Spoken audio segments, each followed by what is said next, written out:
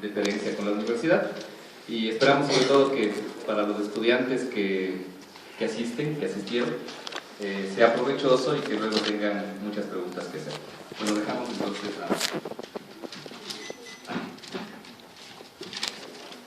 Primero les pido mil disculpas por el inconveniente que tuvimos y el retraso en la hora de inicio de la conferencia.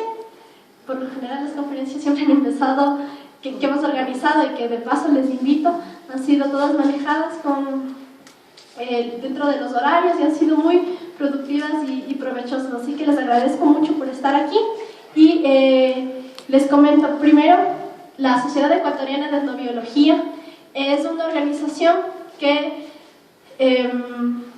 cuyos miembros son de todas las edades. Tenemos gente muy joven, estudiante, y también gente profesional, que nos dedicamos principalmente a trabajar temas académicos, de investigación y también de vinculación con instituciones, con otros organismos naturales y jurídicos también, que se dedican a hacer temas interdisciplinarios y que ven a la conservación, a las ciencias sociales, al desarrollo de las culturas como ejes principales para la convivencia más armónica en el mundo, ¿no? En general.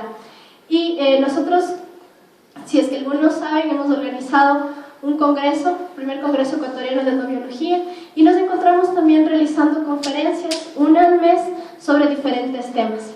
Esta vez tenemos la participación de Nayibe Moncayo y de Karina, quienes son las conferencistas de este día.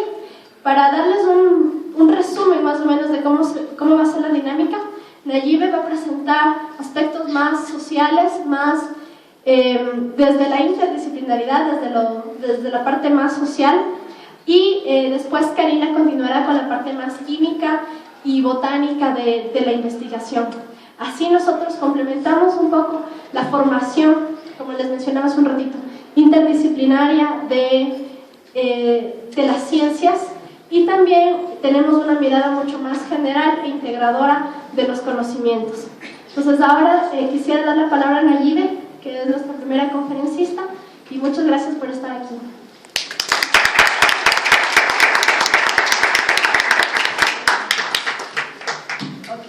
Muy buenos días a todos, mi nombre es Nayibe Moncayo y la idea de hacer esta charla es precisamente para interrelacionar dos tipos de saberes, ¿no? Uno es el saber tradicional, el saber local que se maneja en muchas de nuestras comunidades, pero a la vez también tratar de interrelacionarlo con la ciencia.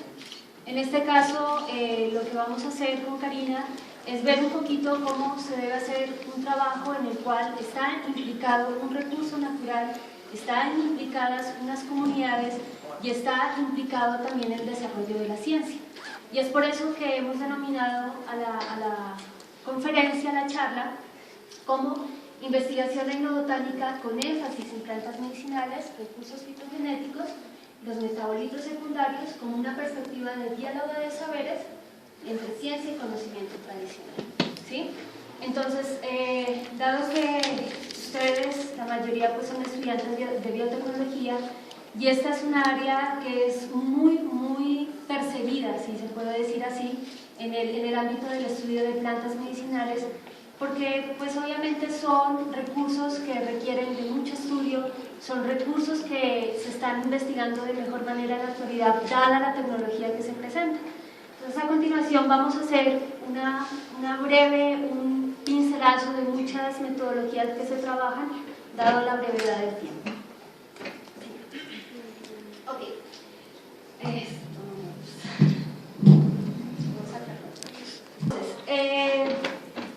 Cuando hablamos de conocimiento tradicional sobre plantas medicinales, pues prácticamente lo que hacemos es que primero hay que determinar que los grupos humanos se van a establecer en un lugar determinado.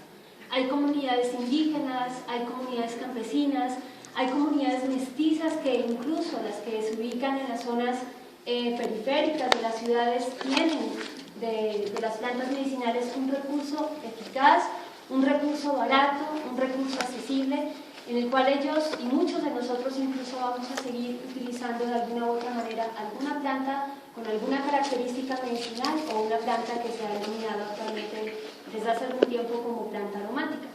Entonces, por lo tanto, es fundamental para muchas comunidades el uso de las plantas, y que estas plantas incluso no solamente han sido de uso medicinal, o sea, las poblaciones en un lugar determinado, sea la selva, sean desiertos, sea la montaña, sea cerca de las playas, muchas de estas comunidades pues van a tener acceso a plantas no solamente para uso medicinal, sino para alimento, para también elaboración de sus vestidos, para la vivienda, para actos rituales y religiosos. Por lo tanto, desde hace mucho tiempo hasta acá, uno de los recursos promisorios que se sigue estudiando y muy difundidos por las culturas médicas tradicionales es precisamente el uso de las plantas medicinales. Y se lo utiliza es como una terapéutica alternativa. Entonces, como les decía anteriormente, nosotros usamos desde el agüita aromática, y es usado por muchos de nosotros. Usamos esto, podemos verlo en la calle en Quito, en Perú, en Colombia, en el que nos ofrecen los juguitos de sábila, ¿sí? Hay compendios de plantas medicinales muy útiles y que han sido muy estudiados. Hay también plantas que se utilizan como mágicos rituales, que mucha gente la coloca la sábila detrás de la portica. Está el chamán con su conocimiento, están las infusiones que ya no las venden, uno las puede encontrar en cualquier supermercado. Y pues está también la fitoquímica, ¿no? Que trata de vendernos o de producir pues estos componentes que ya vienen encapsulados.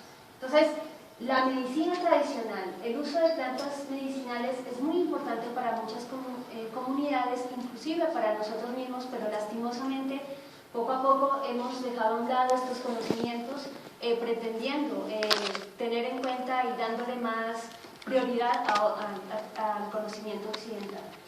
Pasamos. Es importante tener en cuenta esto. Desde la Organización Mundial de la Salud se ha definido la planta medicinal como toda especie vegetal o parcialmente dotada de actividad farmacológica, produciendo efectos curativos en la salud de los hombres y animales en general. Alrededor del 80% de la población mundial sigue recurriendo en gran medida a los remedios tradicionales. Entonces, este uso de plantas medicinales no es que sea solamente para aquellos que puedan tener acceso a esas plantas. Ahora el crecimiento se enfoca principalmente a la atención primaria de salud de los individuos. En muchos países, resalto en México principalmente, el uso de medicina tradicional, de plantas medicinales, incluso ya está aprobado por el Seguro Social.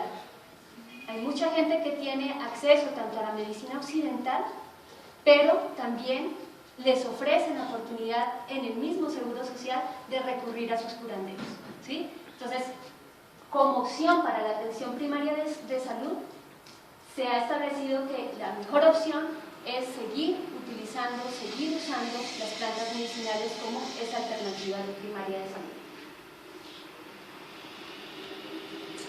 Ahora, otra importancia muy grande para nosotros, sobre todo los latinoamericanos y sobre todo los que estamos ubicados en el trópico, hace referencia a que prácticamente en las zonas donde estamos viviendo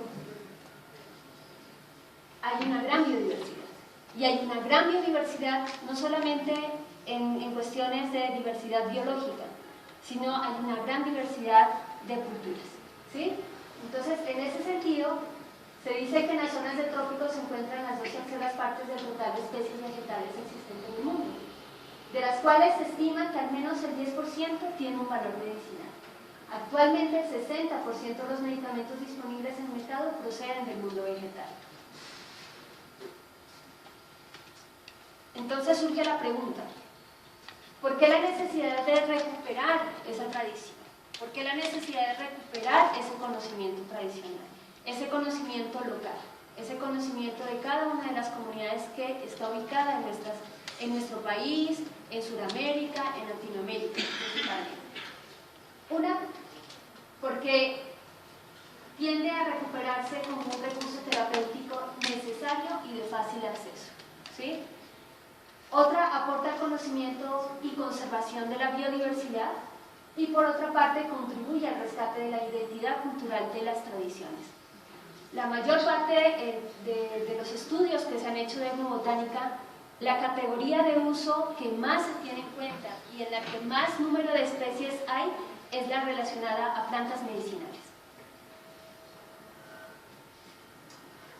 Pero viene entonces la pregunta, y en el caso que estamos hablando de cuando yo estoy haciendo estudios de biotecnología en el que tengo que aplicar ciertas herramientas, pero que además a veces se deja de lado mucho el contacto de la gente a la que voy a abstraerle de alguna manera información, ¿sí?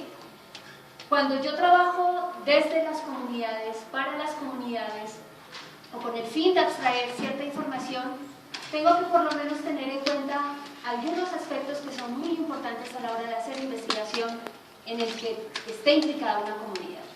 Si voy a hacer un estudio sobre algún metabolito secundario que está produciendo una planta y que esa planta sirve para una enfermedad que básicamente se está dando en mucha gente, pues obviamente desde los gobiernos se van a desarrollar este tipo de investigaciones.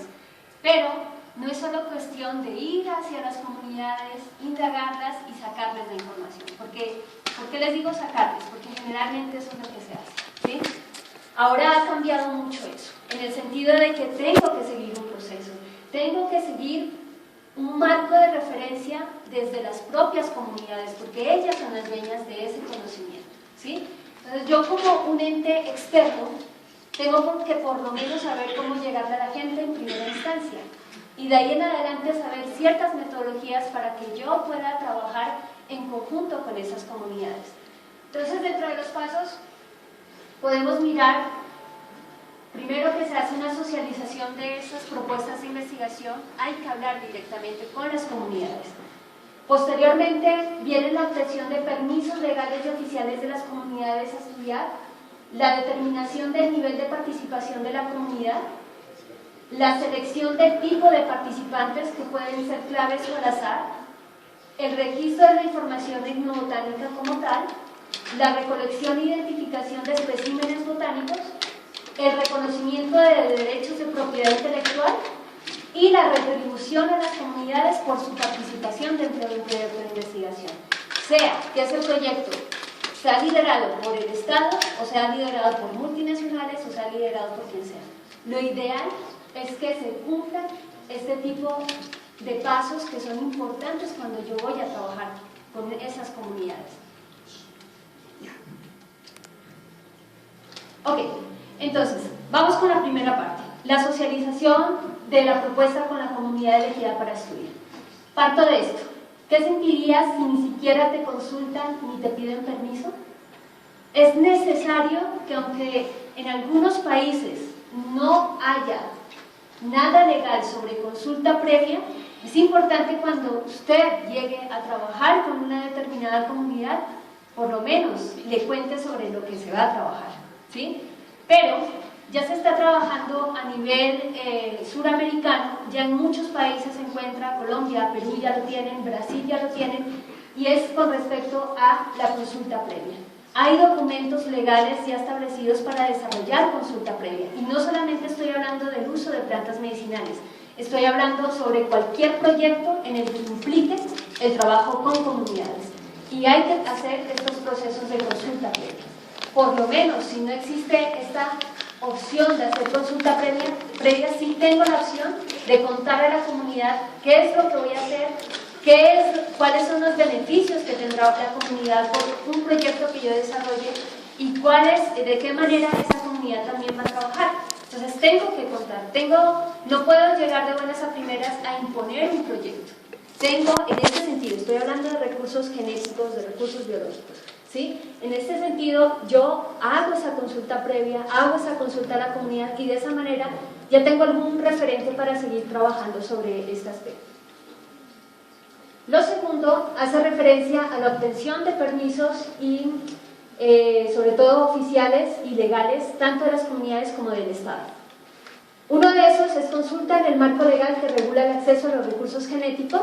Esa es la decisión 321 del Convenio de Diversidad Biológica. Eso cada país lo maneja de acuerdo a su legislación. Y también, obviamente, el cumplimiento de las normas legales específicas de cada país. Por ejemplo, los permisos de colecta, el hecho de realizar las reuniones pertinentes con la comunidad y obviamente si se requiere hacer las firmas correspondientes al trabajo que se va a realizar. Cuando yo ya tengo eso, tengo que determinar el grado de participación de la comunidad. Puede ser que el grado de participación sea pasiva, como hasta ahora incluso hay muchos proyectos de este tipo, en el que la comunidad solo proporciona información, ¿sí? Usted es el que hace todo, el investigador y su equipo de investigación es el que hace todo. Pero esto está cambiando a otra cosa, que es la participación activa, a través de metodologías basadas en investigación, acción participativa, que es la IAP. Entonces, no solamente quien va a obtener la información va a ser el investigador directo, sino que esta información y los proyectos van a salir desde la misma comunidad y los beneficiados no va a ser el investigador, va a ser la misma comunidad. ¿Cómo selecciono yo los tipos de participantes? Cuando trabajo con plantas medicinales y medicina tradicional principalmente, hay que tener en cuenta que en muchas comunidades no toda la gente trabaja con medicina tradicional. No toda la gente es sabedora de medicina tradicional, ¿sí? Entonces, puede ser que yo trabaje directamente con informantes claves.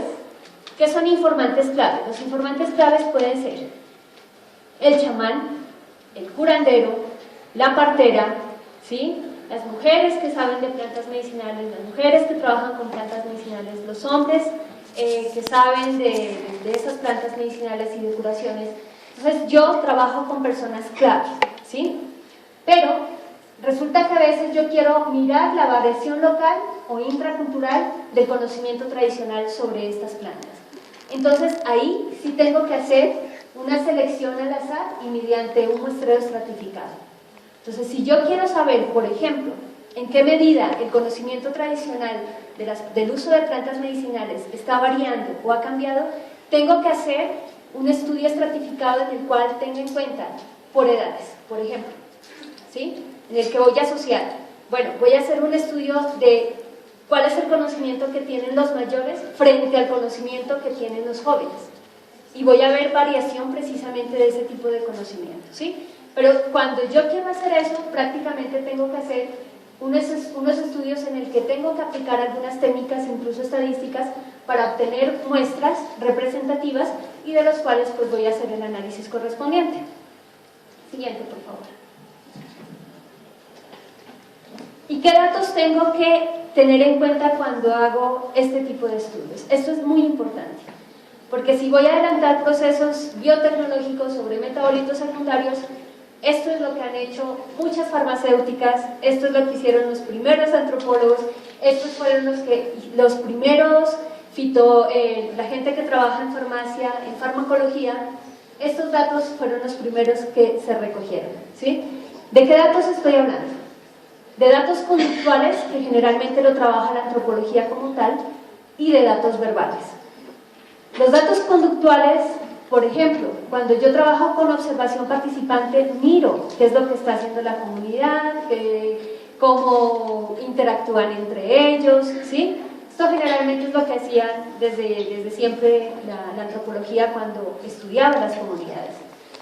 Las simulaciones, cuando yo le digo a la comunidad, bueno, esta planta medicinal sirve para esto, usted me dice que se hace este tipo de preparación, entonces ellos hacen una simulación de la preparación, hacen una simulación de las aplicaciones y de esa manera me doy cuenta de cómo es que estoy manejando el tema de las plantas medicinales. Y por otra parte se tiene la grabación de audio y video, porque a veces, bueno, con esto hay que tener mucho cuidado porque hay que tener el permiso previo de la comunidad para que sea grabada o que sea registrada en fotografía o en video. Y los datos verbales. Yo puedo hacer entrevistas ya directas si son personas especialistas, o puedo hacer también una clase de encuesta cuando es un muestreo estratificado. Puedo hacer, de hecho, se hacen las caminatas botánicas para hacer el registro botánico de las especies, el registro biológico de las especies. Puedo tener en cuenta las narraciones que hay acerca de las plantas medicinales. Hay juegos que la misma comunidad tiene, muchas comunidades indígenas tienen este patrón, y los inventarios de mercados. ¿A qué hago referencia con inventario de mercado? Supongo que cuando van al mercado se dan cuenta que hay una zona de plantas medicinales, ¿verdad? Siempre hay una zona en donde están, y en donde están las señoras principalmente. Yo he visto eso acá en Quito, principalmente son señoras las que tienden los puestos de planticas medicinales, ¿verdad? ¿Qué es lo que yo hago? A veces ha ocurrido, y ya ha ocurrido principalmente, es que nos venden tallos, ¿sí? Entonces, la pregunta es, ¿quién le garantiza a usted que ese tallo sí es de la planta que realmente es? ¿Sí? Entonces, actualmente ya hay unos estudios de microfotografía incluso que determinan solamente a partir de tallos y de muestras de ADN para saber si realmente hace referencia a esa planta, ¿sí? Entonces, primero hay que partir de la confianza, pues obviamente de lo que venden en los puestos, pero sí se han hecho análisis para saber si realmente lo que nos están vendiendo corresponde a lo que es, ¿sí? Entonces, esta es otra clase de estudio que se puede hacer, que son los inventarios de mercado. Sigamos. Bueno, ¿y qué tengo yo en cuenta cuando hago investigación etnobotánica? Si bien Tania decía que esto más es lo social, pero generalmente esto lo trabajamos en biología, ¿sí? Y esto es más datos biológicos porque hay que tener un conocimiento por lo menos básico sobre determinación taxonómica y sobre la caracterización de las plantas. Tengo que caracterizar qué forma tiene la flor, o sea, datos organolépticos y datos que se puedan perder cuando yo tomo las muestras, ¿sí? Es lo básico de la botánica. Entonces, ¿qué aspectos generales puedo tener en cuenta? Primero, obviamente, saber realmente la ubicación del estudio. Supongamos que yo voy a trabajar con la comunidad Shuar, ¿sí? Ese es mi gran marco de área de estudio, pero resulta que la comunidad le dice a usted, no, lo que pasa es que esas plantas se ubican en tal parte. Entonces hay que determinar, incluso muchas comunidades que tienen su lengua ancestral, pues lo van a denominar como ellos lo conocen, ¿sí? Entonces hay diferentes, póngale que se llame chagra, yal, el cultivo, plantas silvestres de monte, lo que sea. Pero lo importante es saber el área de estudio que ellos determinen para hacer ese estudio de plantas medicinales. No todas las plantas se encuentran en el mismo lugar. La misma gente sabe dónde encontrarlas, ¿sí? Otro dato importante es tener el número y tipo de participantes. ¿A qué me refiero con eso?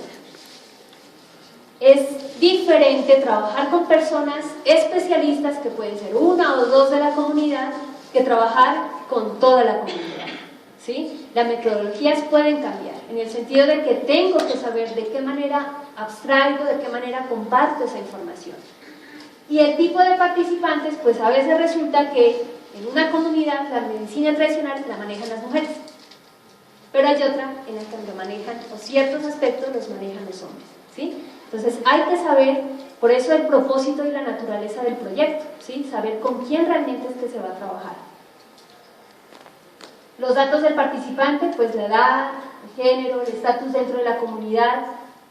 Dentro de las comunidades hay estatus, ¿sí? Dentro incluso de conocimiento. El tipo de residencia.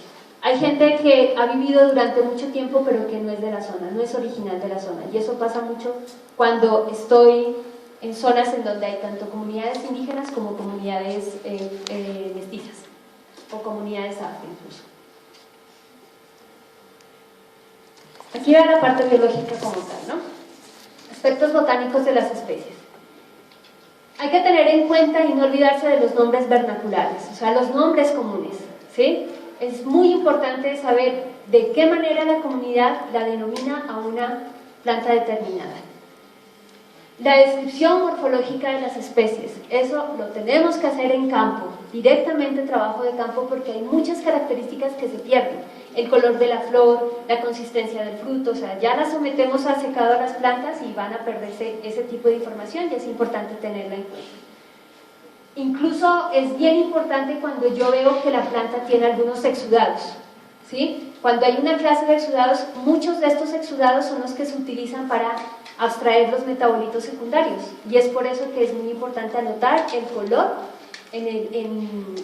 cuando está en fresco, no cuando yo he sometido a secado la planta.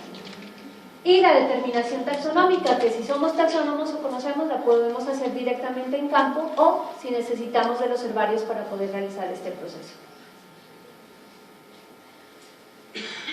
Bueno, aspectos etnobotánicos como tal, uno trabaja subcategorías de uso.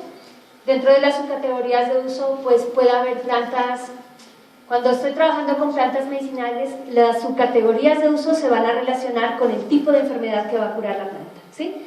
Entonces, las subcategorías de uso pueden ser plantas para el sistema digestivo, plantas para el sistema circulatorio, plantas mágico-rituales.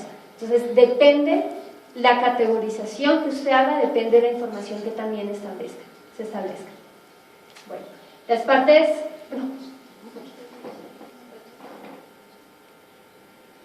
Bueno, están las partes de la planta usadas, qué partes de la planta se usan, las formas de preparación, las formas de aplicación, hay restricciones de uso, hay tiempo de tratamiento y dosificación y hay representaciones culturales. ¿A qué hago referencia con eso? Frente al conocimiento de plantas medicinales hay muchas cosas que hay que tener en cuenta también sobre la parte más de representación cultural.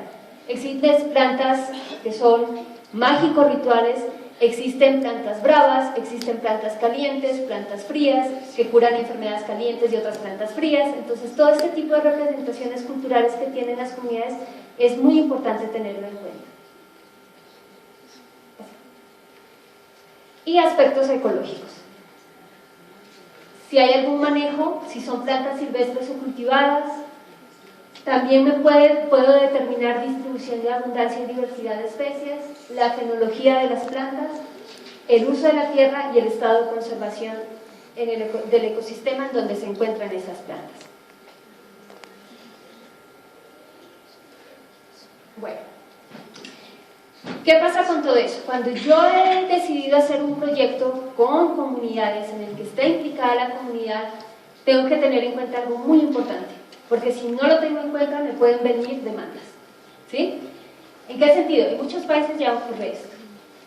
Los derechos de propiedad intelectual. En la teoría dice, existen acuerdos internacionales firmados por los países interesados y los aspectos filosóficos de los derechos de propiedad intelectual. En teoría existen, pero en la práctica cotidiana latinoamericana, ¿qué pasa? No existe tradición en el reconocimiento de tales derechos. ¿Sí? Eso pasa en todo proyecto. Pudieron haber hecho consulta previa para Yasuní, pero igual lo van a intervenir, ¿sí? Entonces, no existe un reconocimiento de tales derechos. No existen derechos individuales ni colectivos, la retribución de las comunidades no se está teniendo en cuenta. Se confunde compensación del trabajo por la participación de los presidentes con sus derechos de propiedad intelectual. Se está confundiendo, son dos cosas totalmente diferentes. En algunos países los permisos oficiales dan regalías, pero son porcentajes tan bajos, o sea que las comunidades no van a desarrollar procesos, ¿sí? Solamente se paga es por haber obtenido un metabolito secundario, haber tenido un producto, pero eso ni siquiera está llegando a las comunidades, eso se está dando incluso en el Estado, ¿sí? Los aspectos más álgidos y controversiales son cómo reconocer estos derechos y cómo retribuir a las comunidades. Y por último, los mecanismos aparentemente más viables son las estrategias de organización y desarrollo comunitario educativos, agrotecnológicos, ecoturísticos, salud, entre otros. ¿Qué es lo que se espera del fruto del trabajo etnobotánico? Una documentación del saber tradicional, continuación de procesos dependiendo del proyecto, desarrollos endógenos como educación, agroecología, sustentabilidad y recuperación del conocimiento tradicional. Y eso es todo. ahí el estudio base de metodologías selenobotánicas, sobre todo con plantas útiles y plantas medicinales. Pero en la actualidad, Ulises Albuquerque en Brasil está desarrollando mucho trabajo sobre etnobotánica con farmacología de plantas medicinales y ya tiene compendios, ya tiene libros que ustedes podrían revisarlos con más detalle. ¿Ok? Muchas gracias. Damos la palabra a Karina, que va a hacer una explicación un poco más técnica y química sobre el uso de plantas y la utilización de plantas medicinales.